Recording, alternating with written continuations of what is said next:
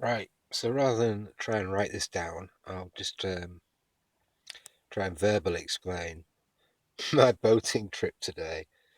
This all started this morning when um, a Spanish guy arrived at the campsite and pulled up his van a couple of places away. Single parent, two kids, and I can see he's looking at the boat, and then he comes around the back and he asks if it's a boat. And I start telling him about the boat. He asks all the usual questions. How fast does it go? How far will it go? How much does it weigh? How many people can you get in it? How big is it? And he's saying, you're going to get it out then? Are you going to get the boat out? You can get it in the water there. And I'm thinking, well, yeah, I've been a bit lazy really because it's been on the roof there for, I don't know, a couple of weeks since I last used it. And then I'm thinking, oh, Ray, maybe I should get the boat out. And he goes away because he's going into town. I tell him the way into town on his bike. They said they're going to town, so I said I might get the boat out later. So he's got me thinking. Then I decide I am going to get the boat out. So I get it all set up in the morning. It's really hot. I'm sweating, but it's all ready. And thinking I'll go for a little test run and see how it goes in the lake. And it goes absolutely fine. I go up under a couple of bridges. I don't follow the main traffic, but go off to the right. I've had a look at a map and I've got a little chart thing, so I sort of know where I'm going. Went off there, came back, and I was out for about 55 minutes and everything was fine. It was lovely out there, nice and sunny. I thought it's hilarious. I'll go out again. Maybe the Spanish guy will turn up. So I'll give it an hour, have some lunch. I put the battery on charge for a bit. Oh, I've told this Spanish guy that it should go for 8 hours, bragging. I think, oh, maybe 8 hours, based on a previous thing near Berlin where I went out, was out for a good 4 hours. But anyway, so I put the battery back in the boat, set off again, and it's really funny. I decided I'm going to try and get into the centre of Amsterdam to go down the canals because that'd be funny on my last. It's my last day here, my last night, and before I have to go back to England. So I motor out and go to where do I go? Well, I go out and it's into one of the main sort of shipping routes, really. So there's some big ships, sailing boats, and stuff like that. Really, I'm not sure where I'm going. I'm just following everybody else, just following their line and the boys and watching out for them because I ran aground that's what happened this in the morning. I ran aground, didn't realise you could actually see the bottom of the lake, and propeller hit the ground and got churned up a bit, but I managed to row myself to safety. Anyway, so I'm watching the boys. I'm out. I've gone maybe 5 or 6 kilometres or something. It's getting a bit choppy out there, but I can see, oh, what's that further ahead in the distance where they're all heading? That's in the direction into central Amsterdam.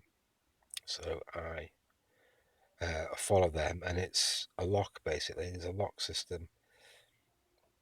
So I go, and on the way into the lock, I'm going in really steadily, avoiding, the boats are already waiting in the queue.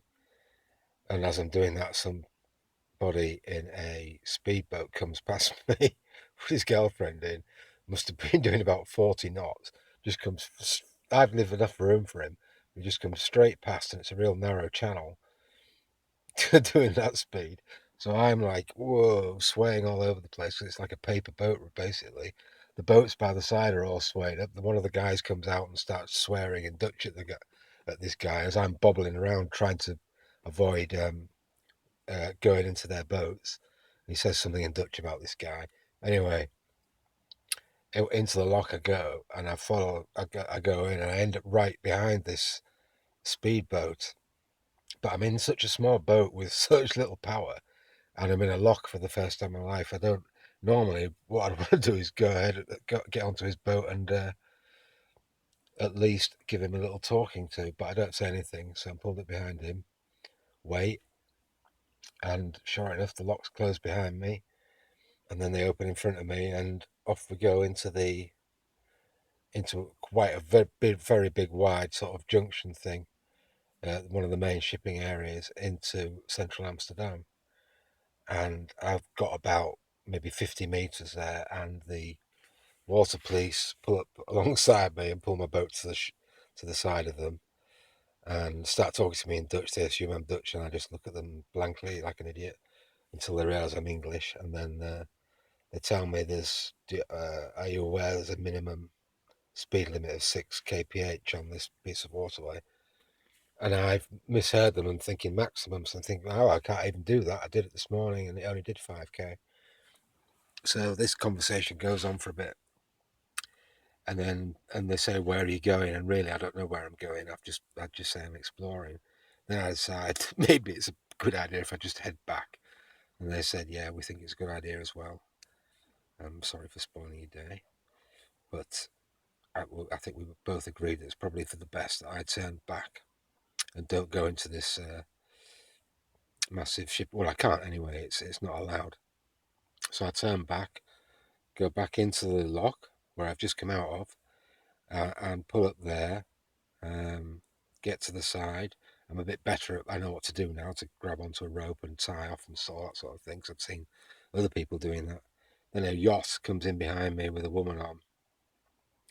Well, a couple on actually. The guy steering, the woman's at the front sorting the ropes out.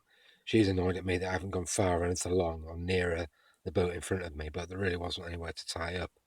And her husband's saying, "Oh no, no, no!" I can hear him saying that. She's saying this in Dutch. I know what she's saying, but anyway, nothing happens. And then eventually, about 10 minutes later, she does say, "Oh, she realizes I'm English." Anyway, something happens, and she says, "So yeah, I knew what you were saying." And then she says, "Oh, have you heard what's happened with the lock?" I said, "No." And anyway, the lock is broken. Oh, right. Any idea how long? Oh, it could be an hour, probably an hour. So I wait around in this lock. I change sides. I move over into the sun because it's getting really chilly, and I'm only wearing this straw hat, some swimming trunks, and a light t-shirt. And it's now about 6:30, sometime like that. So I'd been out about 2.5 hours. I've been diddling around with the lock about half an hour. So we wait around. I'm bobbing around in this lock. Other boats are arriving all the time and queuing up. Nothing's happening. It's an hour later. Still really nothing seems to be happening. So I can't. It's difficult to get out of the boat in a lock. There's ladders there, but anyway, I managed to tie the boat off properly so I can actually step out and get up onto the side and have a look around. So I'm having a look around. My sister suggested, can't you just get your boat out and lift it over and get to the side of the lock? But it's all really high up. There was like at least 10 or 12 feet dropped into the water. And even around the edge near the town, there were private houses. There were banks, but no real slipways or anything. And on the dock side there, they're all about, again, well, smaller, but 4 or 5 foot high. So I couldn't get the boat out that way. So I get back in and sit around for a bit longer, waiting in the boat. And then I decide to have another go. Go upstairs again, up the ladder again, and wandering around up there because the sun's up there and the sun's setting, by the way, now. It's 8 o'clock. The sun's setting, it's getting cold, so I'm trying to get some heat. And a guy approaches me who's off one of the boats, and he really stinks of alcohol. He was really pissed. He really stank of alcohol. And he was saying, he's something about, well, he talks to me in Dutch straight away, then he realizes I'm English. And then I'm saying, well, where I'm from, Zeeberg, I need to get round there. And as the crow flies on the chart, it's only about maybe a kilometre or two away from where we were. But to get back, I had to wait for the lock to open to get round this side. You can't really get in the other side. The other side is a big industrial canal where all the boats are going. I've watched them go up and down there, and they're bombing up and down there. It's like, and it's quite narrow as well, but they do go side by side, and it's quite rough. So I'm saying, well, I'm thinking maybe I could go around into this canal and get out, and he was saying, no, you can't do that. Then another guy appears, another Dutch guy, and I said, is there any way of getting out? He's saying, no, no, it's very rough. If you try and get out there, you'll break your legs. So I'm thinking, that doesn't sound good. And the really drunk guy says, "Oh, we're going a bit. Why don't you just follow us?" And I don't think that's a very good idea because he properly stink. Plus, I can't follow anybody at what 4 or 5 knots maximum. They wouldn't wait for me. So I then decide, well, I'm going to have to try and get into this canal and try and find a way out. He tells me there's a harbour somewhere. I'll try and find a way out near the campsite. So, 'cause I've seen it from obviously from the road and stuff, so I've got a rough idea where things are, where the bridge is. So I decide to do that, get back in the boat. It's now about 8:30, set off. Motor saying about 3/4 full. Set off, pull around, ready to turn across the. I'm trying to be quiet because I'm in a campsite. To turn across all these shipping lanes to get to this canal. So I set off, motor's going, and it just dies completely. So the battery's gone. There's nothing. There's no power or anything. So, and I've only just set off, so I have to stop in the middle of the sea, bobbing around. I get the oars out and row back, not into the lock, but to the side where the jetties are, and tie off there for a bit. Have a look at my map and think, oh well, I've no option. I can't get it out here. I'd have to get the car around. Oh, and the campsite closes at 10. So I have to get the car out to get it and get it on the van rather, and bring it back. And there's no way of doing that there. I could do it there, so I'm going to have to row. So I decided to row all the way uh, to this canal, and it's now probably is dark. There's oil, not oil tankers, but there's big ships going by, and they seriously are big, doing about 30 knots, causing massive wakes. It's windy. The middle of lakes you wouldn't think were choppy, but it is quite choppy out there. So I'm bobbling around in this, rowing as hard as possible, and it's difficult. The wind's against me, and the waves are coming against me as well. So I'm not going very quickly. I have to go around all these big ships and tankers and pipelines and stuff. I get round into the big canal, and again it's very dark. And I'm going on the left hand side, and you should be on the right hand side of all these things. Everybody goes on the right hand side. That's why everybody avoids each other basically. I have to go on the left, so I'm going incoming, but I'm going as close to the bank as possible to avoid these tankers. Tankers do come. That's not a very flattering angle. But I'm a bit tired. So these tankers are coming past. It's dark. I've got no lights. I'm wearing a t-shirt and a straw hat and some swimming trunks. Rowing like mad, and I get in. I finally get to the canal, and then I'm rowing behind, like for shelter. There's big ships that are moored off, permanently moored. There's like fuel stations there for refueling ships. They're permanently moored, so I can get behind them and the bank, and to some extent shelter myself from these boats that are going by. So I'm going down there in the dark, close to the reeds. I can see all the wildlife. There's no way of getting up on the bank. There's all rocks there, like the guy said. Plus, I'm nowhere near enough the campsite, so I keep rowing along there. Then there's really low. They're not bridges; they're gangways for the gangplanks for the people to get off and on these ships that are permanently moored. So I have to duck under those and row very, very quietly, not to wake them up. And there's ropes going between the boats and the shore on the ship and stuff. So I'm lifting ropes over me and getting tangled up in those and rowing and rowing. Then I finally find a spot before it narrows for a bridge. There's a canal, and you can only get 2 ships in sideways. So there's no way I want to be in there. And I find some metal side moorings thing, and it must only be about, I don't know in feet, about 3, maybe 4. It's about 4 feet, or it seems that way, without the swell from the side, with a ladder up to the bank, and I know the road is at the top there. It's at the corner of the top, so I can see the street lights, and I remember the road, so I know the road to the campsite's up there. So I tie off onto this ladder, and just as I've done that, 2 boats pass each other going either way. One going seriously quickly, not a speedboat, but he's doing about 30 knots, causing quite a big wake, and then the swell. I'm then I've just pulled up. I'm now getting bashed, raising up and down in the water, and properly smacked against this metal siding. Anyway, I managed to survive that. I get the battery, lift the battery out, and it's quite heavy lifting.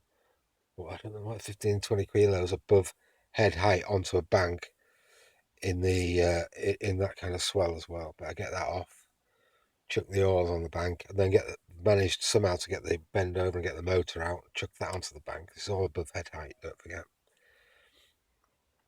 Climb out, bring the battery to the top, thinking I'll just walk back to the campsite. Then I realise the campsite's quite a long way down the road, and now it's nearly 9:30, and the gates close at 10 for any vehicles. So I think I'll just leave the battery here by a lamppost.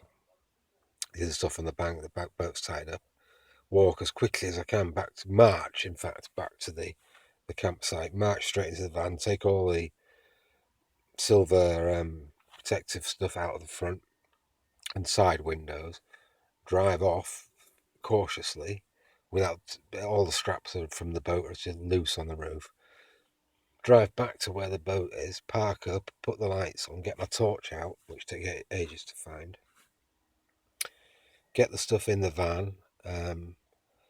Then, so yeah, the motor's out, but the boat's still in the water, and it's down about 4 feet, and there's a swell. But there's no choice but to try and lift it out. So get it with a rope, manage to, with brute force, pull it out and up over the bank, so it's at a right angle like that, onto the bank. So I've got it out, which is brilliant. Then all I had to do was dismantle it completely, go up this, and there's a large bank up to where the van was, lift all the pieces up there at one by one, the seats and stuff, dump it in the van as quick as I could, fold the boat up and drag that, which is at least 35 kilos, up this grass bank, put it on top of the van without tethering it down, apart from one rope at the front, so it's just resting basically on the roof rack things, and drive back. And I get back to the campsite gates at 10 to 10, thinking they closed at 10. They hadn't closed, but there was a barrier there saying you got to show your green card. So I show him that. He's a bit dubious about me. But he decides to let me in, and I've got back. So everything was fine. But I think the lesson I've learned from that is that the boat doesn't last as long as I thought it did, or I didn't have an accurate measurement of the charge, and I should have really checked that before setting off. You should always take more clothing than you think you're going to need, despite the weather conditions at the time, because they could change or there could be unforeseen circumstances. I should take more water. I only had 1 litre of water with me to last that length of time. And yeah, take some oars, because you never know when you're going to need them. But I was rowing like mad. That's the hardest rowing I've ever done. Well, I've only done it 3 times. But that was hard. That was really hard rowing, and scary, and it was dark, and there were big ships coming in. You're rowing around in a paper boat. Anyway, that is my last sailing adventure of the holiday. Wow, I look terrible. My face looks really fat and red. Anyway, I hope you enjoyed that story.